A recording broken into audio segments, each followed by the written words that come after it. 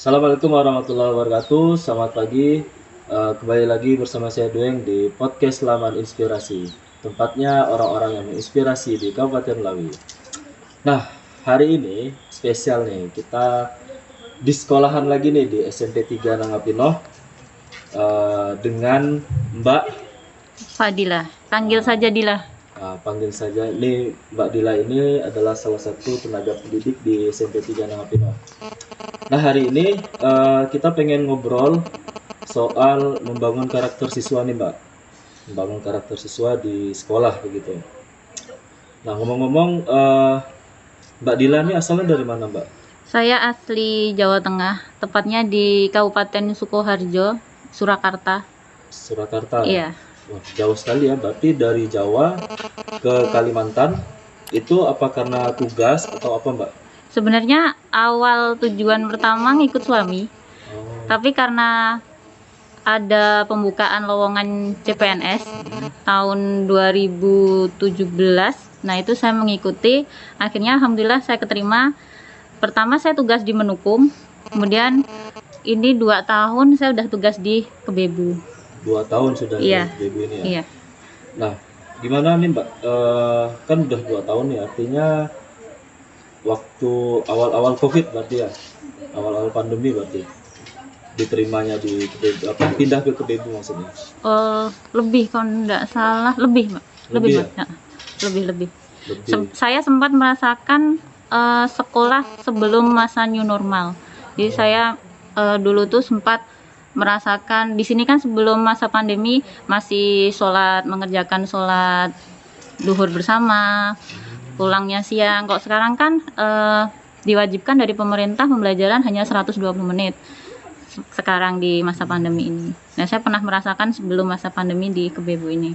Oh, berarti sebelumnya di sekolah ini punya kebiasaan lah ya, Iya, kebiasaan ada.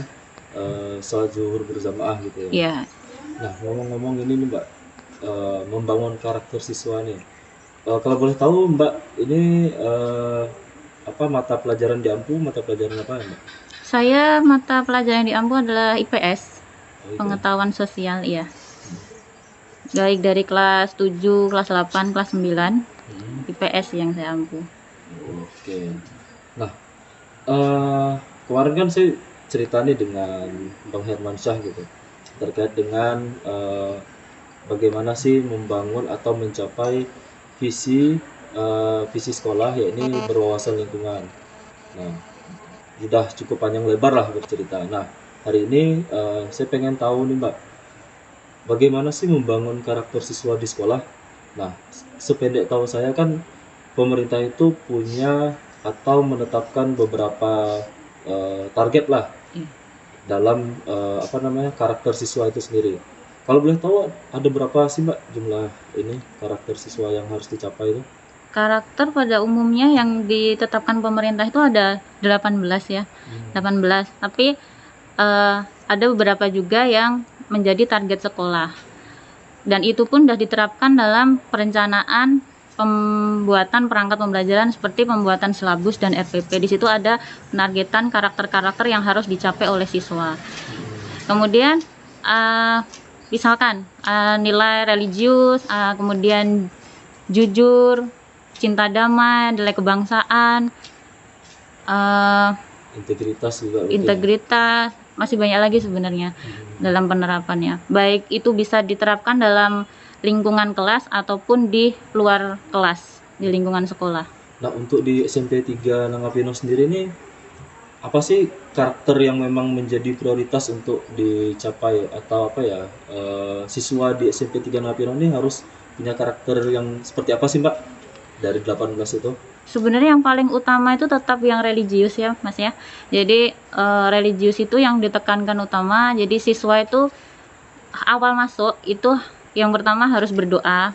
Baik itu mau memulai pelajaran ataupun mengakhiri pelajaran itu harus berdoa. Kemudian saya udah pernah bilang tadi di awal, sebelum masa pandemi, nilai religius itu bisa kita terapkan ketika sholat zuhur bersama, ataupun kalau sekarang itu penerapan dalam ekstrakurikuler keagamaan setiap hari Jumat itu ada. Apa tuh, Mbak, ekstrakurikulernya itu?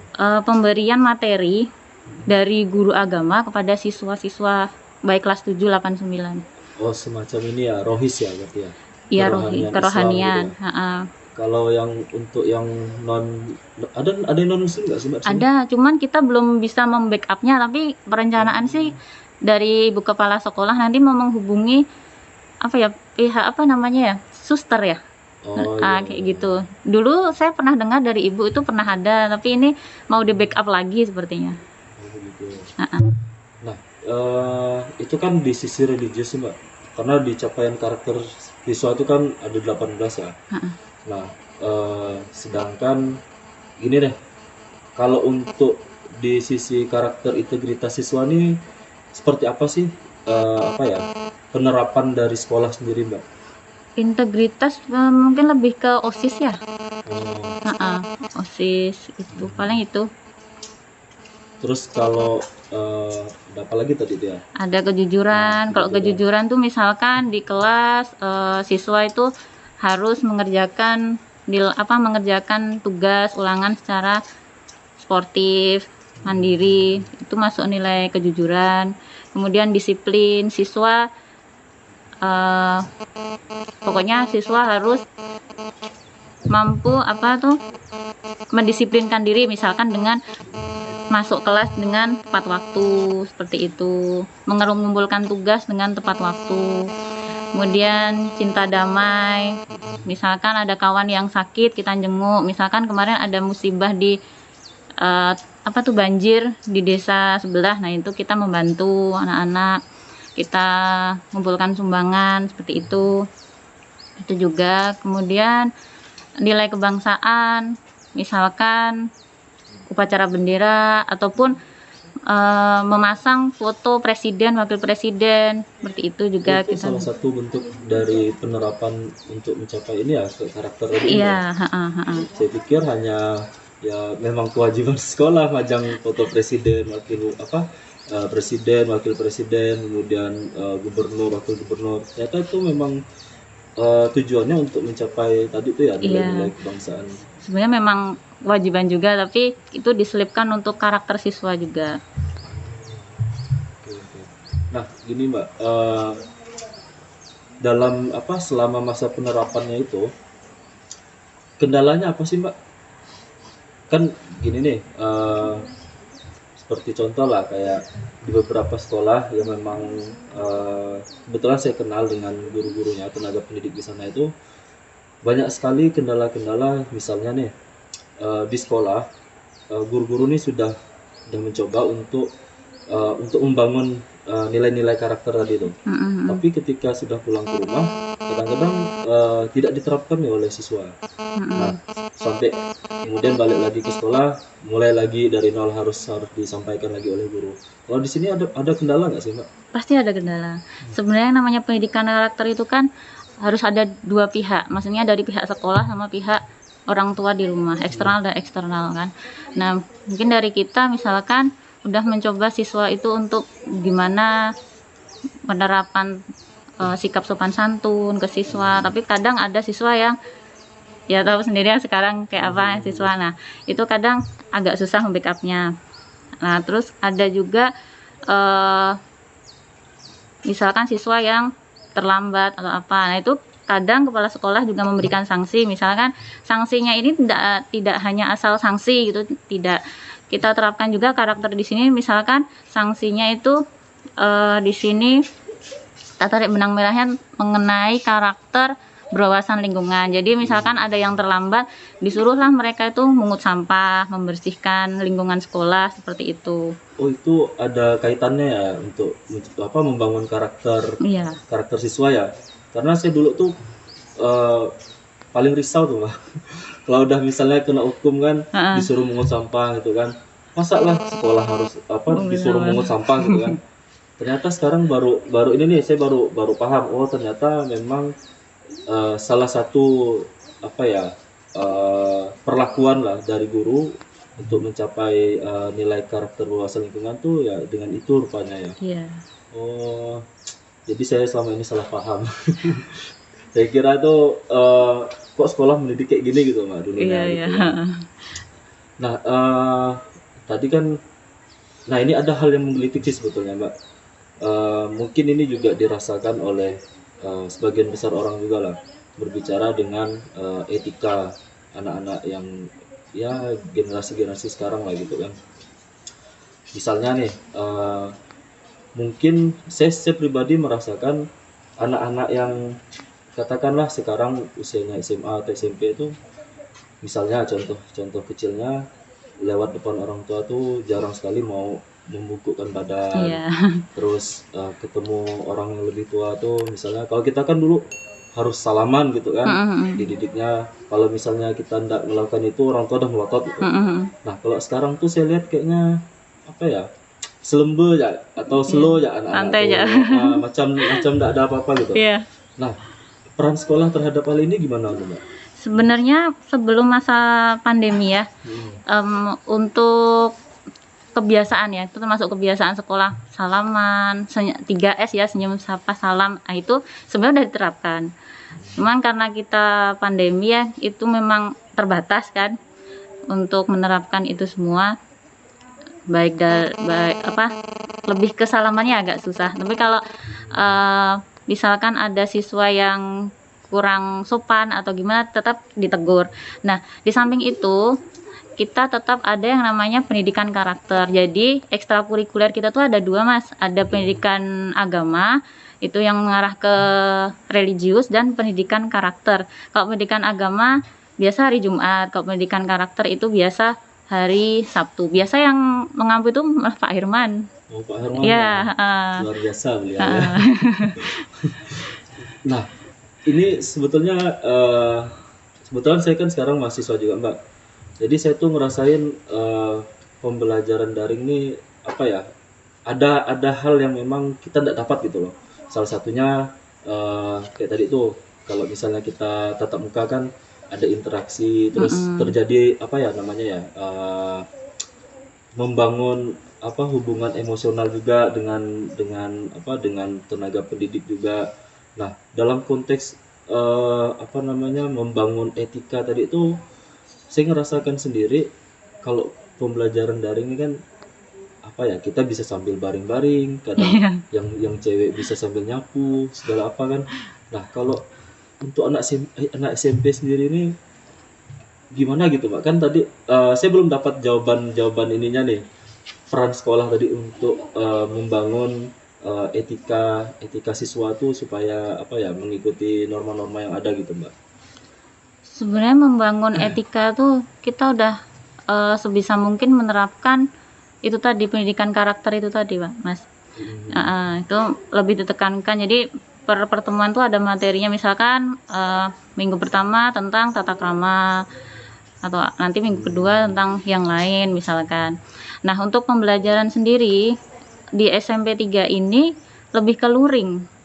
Kalau daring kita memiliki kendala, terutama sinyal di sini. Sinyal yang di hulu kan agak susah sinyal. Paling mentok itu paling kita pakai fasilitas via WhatsApp. Itu pun kita ngirim ya namanya materi, dan lebih sering ngirim soal ataupun jawaban siswa, itu aja. Nah, pas masa pandemi sebelum kita bisa tatap muka itu, siswa untuk mensiasati daring itu tadi, siswa paling seminggu masuk 2 kali untuk mengambil soal. Nah, itu sebenarnya memang kurang efektif sih. Memang kurang efektif. Tapi kalau kita menerapkan sistem daring yang seperti di kota-kota besar ya, kita belum mampu, belum bisa, karena itu tadi terkendala sinyal itu tadi. Artinya akan terhambat dong untuk apa namanya membangun karakter siswa di kondisi pandemi sekarang nih Mbak ya, bagi sekolahan gitu. Sebenarnya tidak juga, karena kita sudah selama ini kan udah masuk kan, udah tatap muka, jadi bisa karakter siswa sih sudah bisa ditanamkan, apalagi udah ada pendidikan karakter yang setiap seminggu sekali kita adakan, kita masukkan itu dalam kegiatan ekstrakurikuler siswa. Artinya kan tadi kan dijelasin tuh di masa-masa yang pandemi tadi tuh kan siswa hanya datang ke sekolah ngambil soal terus pulang kan. Nah, apakah ekstrakurikulernya itu tetap berjalan? Oh, yang itu ya. Artinya kan ini apa ya? Kalau misalnya berjalan kan apa kontradiktif gitu Mbak. Terbatasnya, Kok sekolah tidak tatap muka tapi ekstrakurikuler jalan gitu. Kalau yang itu memang ekstrakurikuler tidak jalan. Kalau yang semester tahun pelajaran 2021-2022 ini baru diterapkan ekstrakurikuler yang penanaman karakter. Sebenarnya ini ekstrakurikuler ada tapi sempat dipending karena masa pandemi. Kan ini kan boleh tatap muka kan asalkan dengan ada surat pernyataan dari orang tua siswa. Kalau kita melihat karakter siswa pas masa daring sama itu tadi ya, seminggu 2 kali siswa datang, itu tetap kita bisa lihat dengan cara mengontrol kedisiplinan siswa bagaimana dengan siswa mengumpulkan tugas tepat waktu, seperti itu sih. Terjadi itu enggak Mbak, apa ya, perbedaan gitu. Jadi kan Mbak tadi kan sudah sempat nih pas di SMP 3 ini kan sebelum pandemi. Kemudian sekarang kondisinya udah pandemi gitu. Terasa nggak sih perbedaan gitu Mbak? Sangat terasa. Dalam hal karakter Iya, gitu? sangat terasa. Apalagi yang kayak bersalaman, kebiasaan sekolah, kemudian ekstrakurikuler sekolah ini sebenarnya tidak hanya 2 itu, pendidikan karakter sama agama, tetapi banyak sebenarnya ekstrakurikuler di sekolah. Dulu ada kesenian, ada olahraga. Nah, itulah kita terbatas tidak bisa melaksanakan ekstrakurikuler yang itu. Itu kan menumbuhkan kreativitas siswa. Kreativitas kan termasuk dalam nilai karakter juga. Kalau kreativitas sekarang paling mentoknya tumbuh dalam pengerjaan tugas siswa yang di kelas. Tapi kalau kreativitas melalui ekstrakurikuler yang kesenian, olahraga itu agak terbatas sekarang. Apalagi kan kemarin informasi dari Bu Kepala Sekolah kan SMP 3 ini apa namanya kelebihannya itu kan di bidang non akademik ya Mbak ya. Iya itu. Artinya kan ini wah luar biasa sekali ya hambatan pandemi. Iya. Jadi mau membangun karakter siswa sulit, apalagi kan udah terbiasa salaman. Kondisi pandemi ini masa kita gini-gini ya. Iya. Sangat terbatas sekarang. Sangat terbatas sekali ya Mbak ya. Iya. Oke lah, mungkin itu saja nih obrolan kita hari ini. Terima kasih buat Mbak Dila sudah berkenan nih untuk ngobrol-ngobrol terkait dengan membangun karakter siswa, karena apa ya itu tadi saya tuh merasa gelisah juga gitu terkait dengan nilai-nilai karakter. Saya ngerasakan sendiri lah anak-anak yang ibaratnya kalau bahasa sekarang tuh bocil-bocil kan lewat depan kita lewat-lewat ya sih memang kita nggak kenal kan, tapi setidaknya kan ya kalau saya dulu lah ditanamkan oleh orang tua itu kan lewat depan orang tua siapapun dia ya harus hormat bungkuk lah ya. Jadi ya sekolah sangat berperan penting lah dalam membangun karakter siswa. Oke, begitu saja obrolan kita hari ini. Informasi kepada sahabat Laman Inspirasi, video kita kali ini merupakan salah satu dari 120 video kerjasama antara Laman Inspirasi, Suara Institute, dan WWF Indonesia. Oke, sampai jumpa di episode selanjutnya dan salam Laman Inspirasi, Mbak. Oh, gitu.